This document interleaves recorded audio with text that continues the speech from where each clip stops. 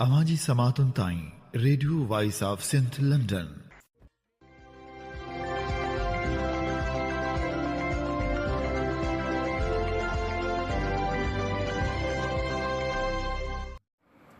अवीं ॿुधी रहिया आहियो radio voice of Sindh London. अवां जी ख़िदमत में प्रोग्राम पेश कजे थो ख़बरुनि जी दुनिया। 14 जून 2025 छंछर जे ॾींहुं प्रोग्राम ख़बरुनि जी दुनिया साण करे आऊं अवां जी ख़िदमत में हाज़िर अवां जो पंहिंजो मेज़बान हबीब लगारी। सभ खां पहिरियां पेश करियूं था ख़ासि ख़बरूं। हैदराबाद जी अदालत जे हुकमनि बावजूदि जस्कम आरिसर जे अॻवान अरबाब भील खे जेल इंतिज़ामिया आज़ादु न कयो। हिक ॿिए केस में गिरफ़्तारी ज़ाहिर।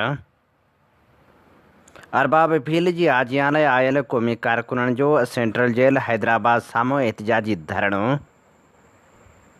लाड़काणे मां रियासती इदारनि हथां खंभे गुम कयल पोहरियत इंसाफ़ दायो खे 8 साल गुज़री विया, अञा बाज़ियाब न थी सघियो। हैदराबाद मां खंभियल शाहजहां मीराणी ऐं ॿियनि खे ज़ाहिर न कयो वियो। मोरो में पुलिस पारां गिरफ़्तार कयल मशहूद लगारी जी ज़मानत वारी दरख़्वास्त रद्द।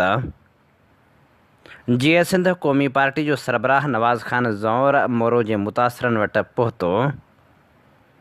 ज़ाहिद लगारी ऐं शहीद इरफ़ान लगारी जे वारसनि सां ताज़ियत। जदोजहद में साथ ॾियण जो ऐलान। ठटे में ज़मीननि जी वलार ख़िलाफ़ जीअं सिंध मुहाज़ जो एहतिजाजी मार्च। प्रेस क्लब अॻियां धरणो हंयो वियो। सिंध सभा पारां रियासती ॾाढ ख़िलाफ़ सूमर खां अलामती बुख हड़तालूं शुरू करण जो ऐलान। हाणे पेश करियूं था तफ़सीली ख़बरूं। सिंध हाई कोर्ट जे आर्डर बावजूदि अरबाब भील खे सेंट्रल जेल हैदराबाद इंतिज़ामिया आज़ादु न कयो। अदालत हिकु ॾींहुं अॻु जस्कम आरिसर जे मरकज़ी अॻवान अरबाब भील खे आज़ादु करण जो हुकुम ॾिनो हो, जॾहिं त अरबाब भील जी आजियां लाइ जस्कम चेयरमैन असलम खैरपुरी, अब्दुल फताह चना, इस्माइल नोतकाणी, सूर्या सिंधी ऐं ॿिया सेंट्रल जेल पहुता। जेल इंतिज़ामिया अरबाब भील खे आज़ादु करण खां इनकार करे छॾियो, जंहिं ते क़ौमी कारकुननि पारां सेंट्रल जेल अॻियां एहतिजाजी धरणो हंयो वियो ऐं मुतालबो कयो वियो त फ़ौरी तौरु अरबाब भील खे आज़ादु कयो वञे। उन मौक़े ते ॻाल्हाईंदे अॻवान चयो त हैदराबाद जी अदालत अरबाब भील मथां दाख़िल केस ख़तमु कंदे खेसि आज़ादु करण जो हुकुम ॾिनो आहे, जॾहिं त जेल सुप्रीडेंट नाइब बांभण एजेंसियुनि जो विंगारू बणिजी अरबाब भील मथां जुड़तो केस ॼाणाए आज़ादु न करण जो जवाज़ पेश करे थो। असांखे ख़दशो आहे त अरबाब भील खे एजेंसियुनि हवाले कयो वेंदो। असीं अहिड़े कूड़े केस खे रद्द कंदे फ़ौरी तौरु अरबाब भील जी आज़ादी जो मुतालबो करियूं था। ॿी सूरत में एहतिजाजी धरणो जारी रखियो वेंदो, जॾहिं त जस्कम अॻवान जे अॻूणे वक़्ती चेयरमैन अरबाब भील जी आज़ादी लाइ सेंट्रल जेल हैदराबाद अॻियां लॻल धरणे खां पोइ DSP बल्दिया अॻवान सां ॻाल्हियूं कयूं। जेमिस्टर काउंसिल जे मेंबर एडवोकेट सरमद सां अरबाब भील खे वीडियो कॉल ते ॻाल्हायो वियो। अरबाब भील खे दादू पुलिस कूड़े केस में गिरफ़्तार ॼाणाए दादू खणी वई। अरबाब भील जी गिरफ़्तारी दादू पुलिस तरफ़ां ज़ाहिर करण ते जस्कम चेयरमैन असलम खैरपुरी धरणो ख़त्म करण जो ऐलान कंदे चयो त सूमर ताईं अरबाब भील खे अदालत में पेश न कयो वियो त अंगारे ॾींहुं 17 तारीख़ ते हैदराबाद जेल इंतिज़ामिया ऐं दादू पुलिस ख़िलाफ़ हैदराबाद ऐं दादू में एहतिजाजी मुज़ाहिरा करे धरणा हंया वेंदा। सिंध जे ज़मीननि जी नीलामी ऐं कारपोरेट फार्मिंग ख़िलाफ़ मिरपुर बठोरे में क़ौमी अवामी तहरीक पारां अयाज़ लतीफ़ पलीजो जी सरबराही में एहतिजाजी रैली कढी जलसो मुनक़िद कयो वियो, जंहिंखे ख़िताब कंदे अयाज़ लतीफ़ पलीजे चयो त सिंध सरकार मुसलसल अवाम सां ज़्यादतियूं करे रही आहे। हुकूमत अमन क़ाइमु करण जी दावत करे थी, पर सिंध जा शहर बदअमनी जे वर चढ़ियल आहिनि। सिंध जूं ज़मीनूं नीलाम कयूं पियूं वञनि। किते बि केरु महफ़ूज़ नाहे। हर माण्हू बदमनी जी बाह में सड़ी रहियो आहे। पंहिंजे बयान में अयाज़ लतीफ़ पलीजे जो चवणु हो त सॼी सिंध में माण्हू निकिरनि पिया, स्कूलनि जा ॿार तव्हांजे इन्हनि दड़नि में बठोरनि जा ॿार निकिता, स्कूलनि जा ॿार रैलियूं कढी, शागिर्द न्याणियूं यूनिवर्सिटियुनि मां निकिता। ॾिठो हाणे गड़बड़ थिए थी, पोइ पंहिंजा माण्हू सॾे सरकार जा माण्हू उहे हिकिड़ी जाइ ते गॾु करे धरणे में विहारियो। सिंधियुनि खे चयूं त हाणे मुख़्तलिफ़ ज़िलनि ॻोठनि में एहतजाज जी ज़रूरत कान्हे, बसि हाणे जे पाण चवंदा आहियूं न बाबा न को दवा करणो हो, फलाणे पीर जी दरगाह ते हलो था, कमु थी वेंदो, उतां धाॻो पढ़ाए। तीअं तव्हां सभिनी खे चयूं त ही ज़िलनि में न निकिरो, धाॻो हुतां वठिजंदो। तव्हांखे चयूं ओ इहो धाॻो किथां मिलंदो, बबरलू मां। तव्हां सिंधियुनि खे चयूं त निंदे ऐं कड़े गवर मिठनि ऐं कंदकोटनि वारनि जी जान छॾियो, ओ फलाणे बबरलू ते हलो, उते धाॻो मटिजंदो, उते बाह में ॿधंदा, उते पाणी पड़ी ॾींदा, उहो ढुक पीअंदो, कमु थी वेंदो। पोइ सभु भॻा बबरलू। पोइ बबरलू में आख़िर में छा थियो?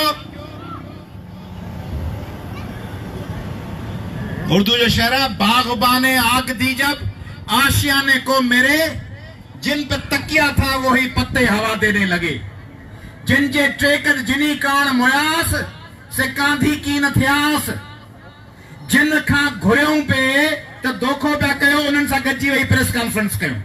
उहो वज़ीर विच में वेठो, चयूं बाबा पाणी कैनाल बंदि थी आहे, सिंध जो पाणी वापसि अची वियो, कारपोरेट फार्मिंग ख़तम थी वई, ज़मीनूं वापसि थी वयूं, सिंध में बहार अची वई, गुलो गुलज़ार थी वई, सिंध चमकी वई, सिंध गुलो गुलज़ार अहिड़ी थी वई जो सिंध में हाणे को मसइलो का बि तकलीफ़ न हूंदी, फसलनि खे पाणी मिलंदो, अघ थींदा, ज़राअत आबाद थींदी, छाकाणि त तव्हां बबरलू जे दरगाह ते हाज़िरी ॾेई आया आहियो। पोइ हुननि वेही वज़ीरनि सां प्रेस कॉन्फ्रेंस कई ऐं पोइ चयूं, जॾहिं माण्हुनि पुछियो बाबा कारपोरेट फार्मिंग हले पई, ज़मीन त विकिजे पई सिंधियुनि जी, पोइ चयूं त हिकिड़ी कमेटी था ठाहियूं, उहा कमेटी हफ़्ते जो टाइम ॾिनो अथसि वज़ीरनि खे, न वेंदा, हफ़्ते में वज़ीरनि खे टाइम ॾिनो अथऊं, हफ़्ते खां पोइ ॻाल्हि छुटी। पोइ वरी चयूं 15 मई ते जेकॾहिं कारपोरेट फार्मिंग जो फ़ैसिलो न थियो त दमादम मस्त कलंदर थींदो। पोइ वरी 15 मई गुज़री वई, पोइ चयूं कमेटी टोड़े छॾीसीं, पोइ जो हाणे कुझु कोन थियो, हाणे वञो पंहिंजे घर। जसकम हैदराबाद जे कारकुन शाहजहां मीराणी ऐं हकीम कुरैशी खे हैदराबाद मां खंभे गुम कयो वियो हो, जिन खे अञा ताईं ज़ाहिर नाहे कयो वियो। सिंध मां मुसलसिल क़ौमी कारकुननि खे खंभे गुम कयो पियो वञे, जिन खे ज़ाहिर न पियो कयो वञे। सिंध सभा पारां पिणु जबरी गुमशुदगियुनि ऐं रियासती अॾाड ख़िलाफ़ एहतजाजी तहरीक जो ऐलान कयो वियो आहे। सिंध सभा पंहिंजे जारी कयल बयान में चयो आहे त सिंध सभा सम्झे थी त सिंध ते जारी रियासती चढ़ाई क़ौमी वजूद, ज़मीन, वसीलनि ऐं शौर ख़िलाफ़ हिकु बेरहम जंग जो तसलसल आहे, जंहिंजो वाज़ह मिसाल 20 मई खां वठी ॻोठ बजाराणी लगारी ते जारी फ़ौजी कड़ो आहे। उते 2 क़ौमी कारकुन शहीद कया विया ऐं समें बेगुनाह ॻोठाणनि ऐं क़ौमी कारकुननि खे जबरी तौरु खंभे गुम कयो वियो आहे। काल्ह बि बजाराणी लेगारी जो रहाकू नज़ीर लेगारी रियासती दहशतगर्दी जो शिकार बणिजी खंभिजी वियो आहे। दरिया ते धाड़े ख़िलाफ़ जॾहिं पुरमन एहतजाजी मुज़ाहिरनि जो सिलसिलो शुरू थियो त रियासती ऑपरेशन खे तेज़ कयो वियो।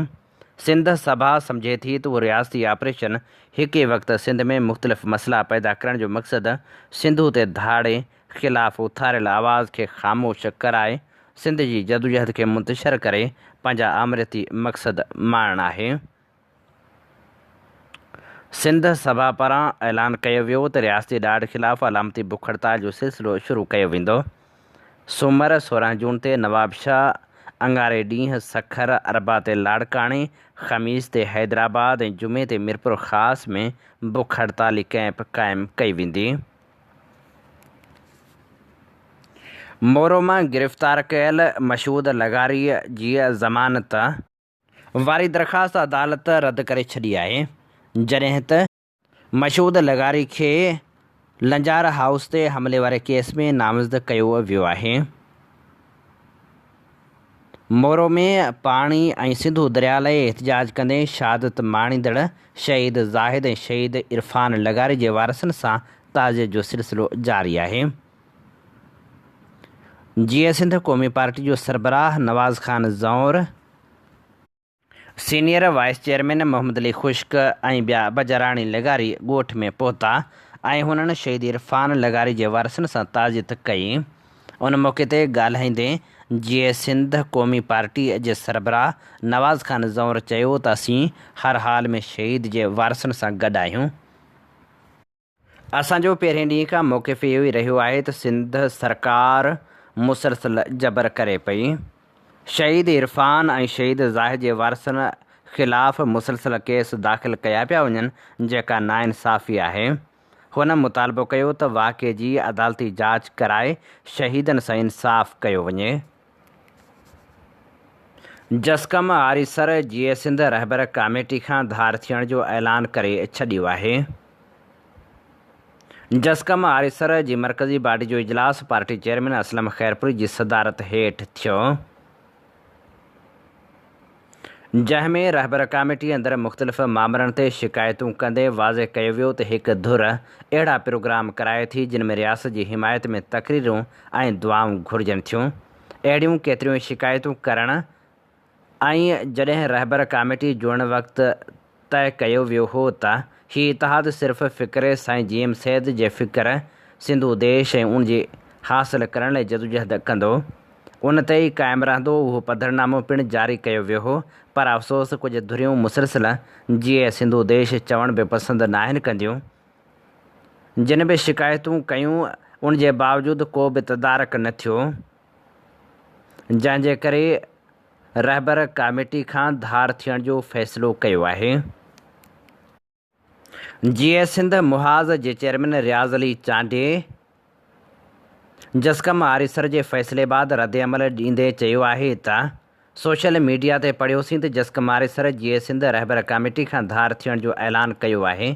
थियण त ईअं खपंदो हो त जिन ॻाल्हियुनि ते जस्कम खे एतिराज़ हुजनि हा त उहे रहबर कमेटी जे इजलास में रखे हा, पर ईअं न कयो वियो।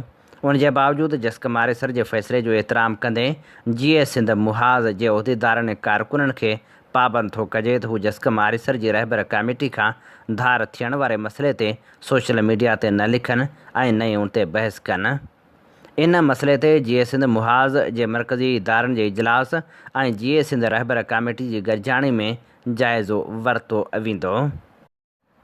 जीअं सिंध रहबर कमेटी जे कन्वीनर नवाज़ खान ज़ौर रद्द अमल ॾींदे चयो आहे त जीअं सिंध रहबर कमेटी चइनि कॉम्प्रेस पार्टियुनि जो इतिहाद आहे, जंहिंमां जीअं सिंध क़ौमी मुहाज़ आरिसर अलॻि थियण जो ऐलान कयो आहे।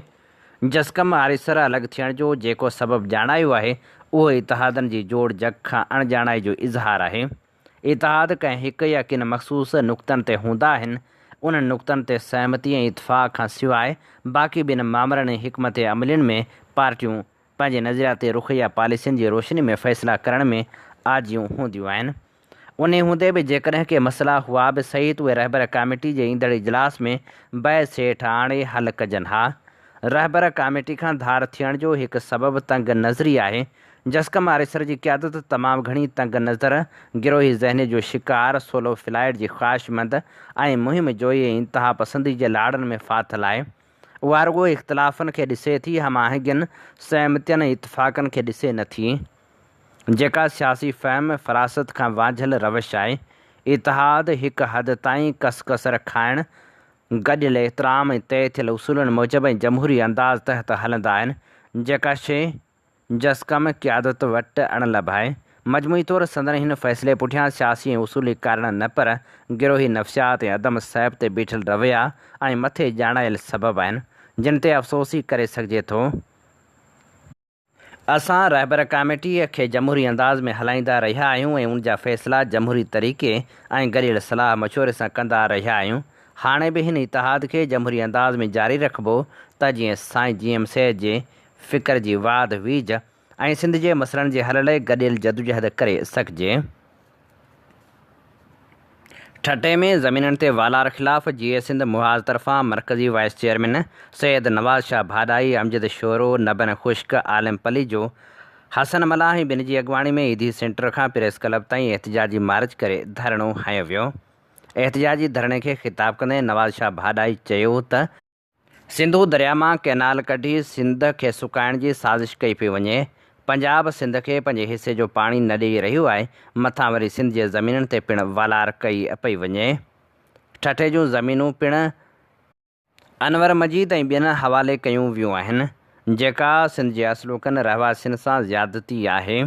असीं सिंध जूं ज़मीनूं कंहिं बि सूरत में नीलाम थियणु न ॾींदासीं। दोस्तो, पीपल्स पार्टीअ खे 18 साल थिया आहिनि सिंध जे इक़्तिदार आला ते, सिंध जे हक़ हाकमियत ते क़ाबिज़ आहे। 18 सालनि में सिंध जी लखे एकड़ ज़मीन उहा पीपल्स पार्टी पाण कब्ज़ो कई आहे ऐं मुख़्तलिफ़ कब्ज़ाखोर टोलनि खे, दहशतगर्दनि खे, अफ़गाननि खे, पठाणनि खे, बिहारियुनि, बंगालियुनि, बर्मीन, मुख़्तलिफ़ कंपनियुनि खे ॾींदी रही आहे। हिन वक़्तु ग्रीन पाकिस्तान ऐं कारपोरेट फार्मिंग जो मनसूबो आंदो अथनि।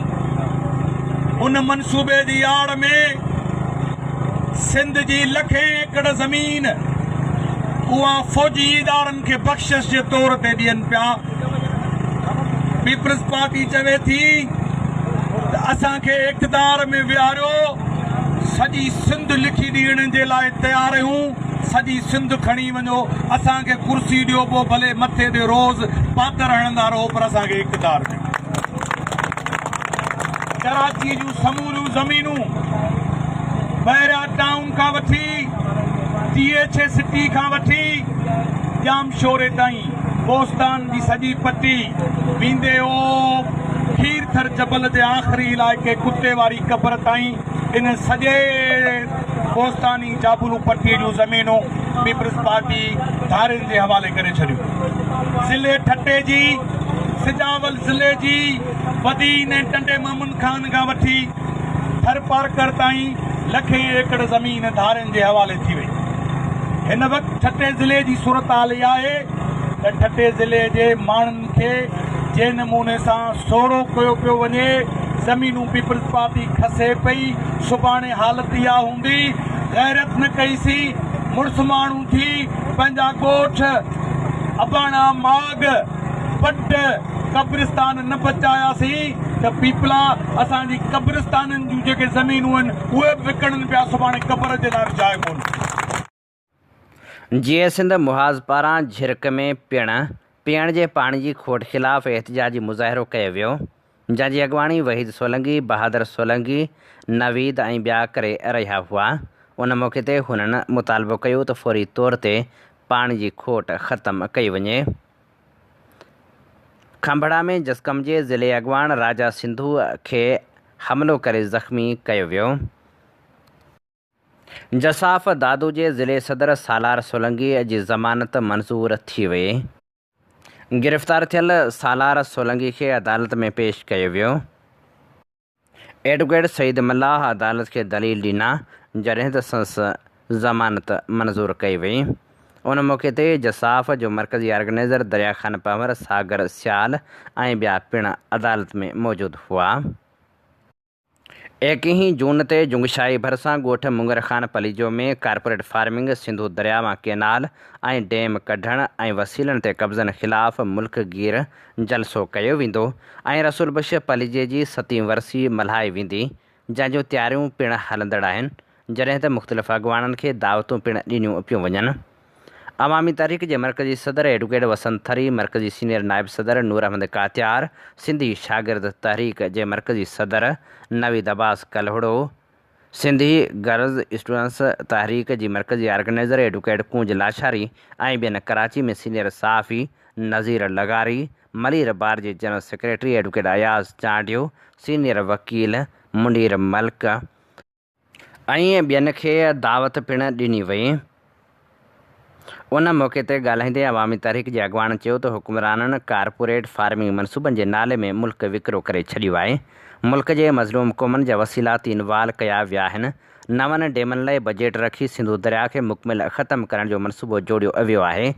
अवामी तहरीक सिंधी अवाम सां गॾिजी डेमनि ऐं केनालनि ख़िलाफ़ भरपूर पुरमन जमहूरी सियासी जदोजहद कंदी। हुननि चयो त रसूल बशपली जो दुनिया जे मज़लूम क़ौमनि ऐं तबक़नि जो सघारो आवाज़ हुयो। 4 मार्च जदोजहद जे हीरो ऐं नामियारे क़ानूनदान यूसुफ लगारी चयो आहे त मौजूदा सियासी सूरत हाल में बहरान जो हल ही निकिरी सघे थो त पाकिस्तान अंदरि सूबनि विच में बराबरी जे बुनियाद ते हक़नि ऐं नुमाइंदगीअ जी ॻाल्हि थियणु घुरिजे। हैदराबाद में इंसानी हक़नि जी तनज़ीम HRCP जी ऑफिस में यूसुफ लगारीअ जे मान में सालगिरह वारी तक़रीब मुनक़िद कई वई, जंहिं दौरान ॻाल्हाईंदे यूसुफ लगारी चयो त हर दौर में जॾहिं बि क़ौमी हक़नि ते राताहु हयो वियो या शाह बंदर टोड़ी फाटक ऐं जाम साकी केस जहिड़ा ॾुखिया मरहला आया त महकूम ऐं मज़लूम किरदारनि सिंध जे अवाम जे पासे थी बीठसि ऐं केसनि जी पोइवारी कई। हुन चयो त होशू शीदी, कामरेड हैदर बख्श जतोई ऐं कामरेड ग़ुलाम मोहम्मद लगारी जहिड़ा केतिरा ई अमर किरदार सिंध जे सियासी उफ़क़ ते बीठल रहिया आहिनि। अॼु जी नई टही खे अहिड़नि किरदारनि जी जदोजहद खे सम्झणु पढ़णु ऐं परखणु घुरिजे। हुन चयो त मुंहिंजे मामे कामरेड ग़ुलाम मोहम्मद लगारी खे अयूब जे कहरी आमरियत वारे दौर में गिरफ़्तार कयो वियो ऐं जॾहिं मूं संदसि गिरफ़्तारी जा सबब मालूम कया त मूंखे बि गिरफ़्तार कयो वियो। उन्हनि ॾींहनि में मूंखे ख़बर पई त हिन मुल्क में ॻाल्हाइण ते बंदिश आहे। सागड़ जी नर्सिंग कॉलेज ते हुक्मरानी कंदड़ 15 सालनि खां मुक़ररु वाइस प्रिंसिपल निगत परवीन नेठ रिश्वत वठण वारी ऑडियो लीक थियण ते बदिली थी वई। निगत परवीन खे शागिर्दियाणी खां रिश्वत वठण बाबति ऑडियो लीक थियण ते बदिली कयो वियो। निगत परवीन ते अॻु में ई केतिरा ई लखें रुपयनि जी करप्शन जा स्कैंडल लॻी चुका आहिनि। लाड़काणे मां रियासी इदारनि हथां खंभे गुम कयल पोहरियत इंसाफ़ दायो खे 8 साल गुज़री चुका। 8 साल गुज़रण बावजूदि इंसाफ़ दायो अञा ताईं बाज़ियाब थी नाहे सघियो। इंसाफ़ दायो जी अमड़ बीमारी में मुब्तला हुजण बावजूदि पंहिंजे बचिड़े जी आज़ादी लाइ सख़्तु परेशान आहे। हुन जो चवणु आहे त जेकॾहिं मुंहिंजे पुट जो ॾोह आहे त पाकिस्तान जी अदालतुनि में खेसि पेश कयो वञे। इंसाफ़ दायो जी भेण अक्सा दायो चयो त मुंहिंजे भाउ खे दुकान तां मई 2018 में खंभे गुम कयो वियो। असीं पंहिंजे भाउ इंसाफ़ दायो जी आज़ादी लाइ एहतिजाज बि करे रहियूं आहियूं, पर उन बावजूदि संस को बि पतो न पियो आहे। लाड़काणे जी अदालत में केस पिणु हलंदड़ आहे। हर हाज़िरी ते जज प्रोटेक्शन लेटर कढी लवाए वञनि था। असीं आलमी ज़मीर ऐं अदालतनि खां घुर कयूं था त मुंहिंजे भाउ इंसाफ़ दायो खे आज़ादु कराइण में किरदारु अदा कनि त जीअं असांजी परेशानी ख़तमु थी सघे।